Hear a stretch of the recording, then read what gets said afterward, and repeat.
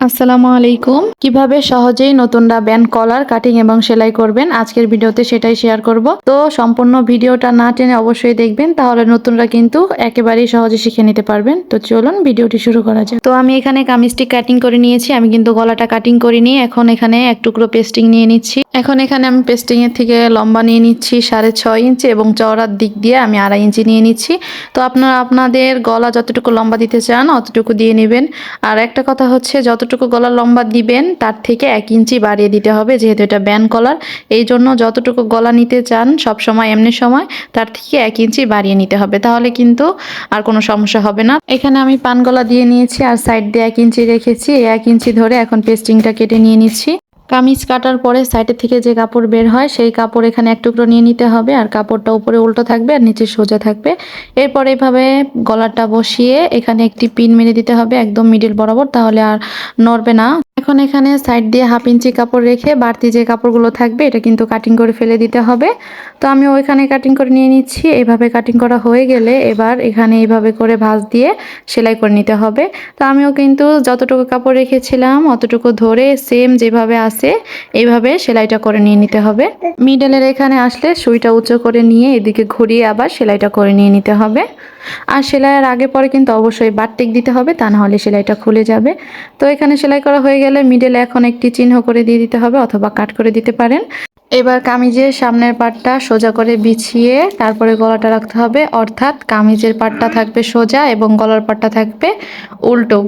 তো এখন যে আমি মিডলে চিহ্ন করে রেখেছিলাম এই বরাবর একটি সেলাই করে দিয়ে দিতে হবে, তা না হলে কিন্তু নড়ে যাবে। সেলাই করা হয়ে গেলে এভাবে করে বের করে সুতাটা কেটে নিয়ে নিচ্ছি।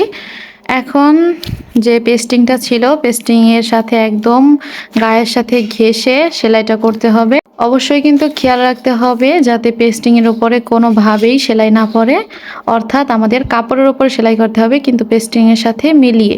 তো সেলাইটা করা হয়ে গেলে এখন 200 পরিমাণ কাপড় রেখে জাস্ট কেটে ফেলতে হবে। এরপর এখানে কাটার পরে ছোট ছোট করে কাট বসিয়ে নিতে হবে, যার কারণে উল্টাইলে ফিনিশিংটা সুন্দর আসবে। তো এখন এইখানে ধরে উল্টা সোজা করে নিয়ে একদম যে সেলাইটা দিয়েছি আমি ওই সেলাইয়ের উপরে কিন্তু আরেকটা চাপ সেলাই দিয়ে দিতে হবে। খেয়াল রাখতে হবে যাতে এটা কাপড়ের উপরে সেলাইটা না পড়ে, মানে জামার কাপড়ের উপরে, অর্থাৎ আমাদের পেস্টিংয়ের উপরে সেলাইটা যাতে পড়ে মিডিল বরাবর। এবার উল্টিয়ে নিয়েছি, এখন আমি উল্টো সাইড থেকে এইভাবে কিন্তু গলাটা সেলাই করে নিয়ে নিচ্ছি। তো এখানে 1 ইঞ্চির মতো রেখে এইভাবে সুন্দর করে গলাটা সেলাই করে নিতে হবে। আমি বলবো যে উল্টা সাইড থেকে গলা সেলাই করবেন, তাহলে নতুনদের জন্য সুবিধা হবে। এখন আমি পেছনের পাটটা নিয়ে নিয়েছি। পেছনের পাট এবং সামনের পাট দুটোই কিন্তু ভেতরের দিকে সোজা এবং ওপরে কিন্তু উল্টা। তো এইভাবে এখন কাঁধের সাথে মিলিয়ে কিন্তু পেছনের পাট এবং সামনের পাটটা সেলাই করে নিয়ে নিতে হবে। দুটি সাইডে সেলাই করে নিয়ে নিতে হবে, অবশ্যই 2টা করে সেলাই দিতে হবে। আর সেলাইয়ের আগে পরে কিন্তু বাটটিক দিয়ে নিতে হবে, তা না হলে খুলে যাবে। তো আমি এখানে সেলাই করে নিয়ে নিচ্ছি। দেখুন এখন আমার গলাটা মেপে নিতে হবে, তার জন্য সর্বপ্রথম সামনের দিকে 2 ইঞ্চিতে মার্জিন করে নিয়ে নিচ্ছি। 2 ইঞ্চিতে মার্জিন করা হয়ে গেলে এইভাবে করে ধরে এইখান থেকে একদম পিছনের গলা পর্যন্ত আমি মেপে নেব। হ্যাঁ, তো এখানে মাপার পরে যত আসবে ততই কিন্তু আমার এই পেস্টিংটা কাটতে হবে, মানে আমি যেটা গলার জন্য দিব এই পেস্টিংগুলো কিন্তু এরকম মেরে থাকে শক্ত। 2 ভাঁজে এখানে 5.5-এর একটু বেশি আসছে, মানে 5.25। তো এইভাবে চক দিয়ে একটু রাউন্ড করে নিয়ে নিচ্ছি। আপনারা আপনাদেরটা মেপে নিয়ে কিন্তু এইভাবে কেটে নেবেন। দেখুন আমি এতটুকু বাড়তি কাপড় নিয়ে নিচ্ছি সাইড থেকে যে কাপড় বের হয়েছে। এখন এই কাপড়টা উল্টা পাশে বিছিয়ে পেস্টিংয়ের সোজা পাশ এভাবে সামনে রেখে 200 পরিমাণ কাপড় ভাঁজ করে দিয়ে এভাবে সেলাই করে দিয়ে নিতে হবে। এই কাপড়ের উল্টা পাশ উপরে থাকবে এবং সোজা পাশ নিচে থাকবে, এইভাবে সোজা করে সমান করে সেলাইটা করে নিতে হবে। এখানে সেলাইটা করা হয়ে গেলে ভিতরের দিকে আরেকটি ভাঁজ দিয়ে নিতে হবে, অর্থাৎ এখানে 2টা ভাঁজ দিয়ে নিতে হবে সামনে একটু কাপড় রাখে। এরপর এই কাপড়ে এই যেইভাবে পেস্টিংটা কাটিং করছি এইভাবে রাউন্ড করে একদম পেস্টিংয়ের সাথে মিশিয়ে সেলাইটা করতে হবে।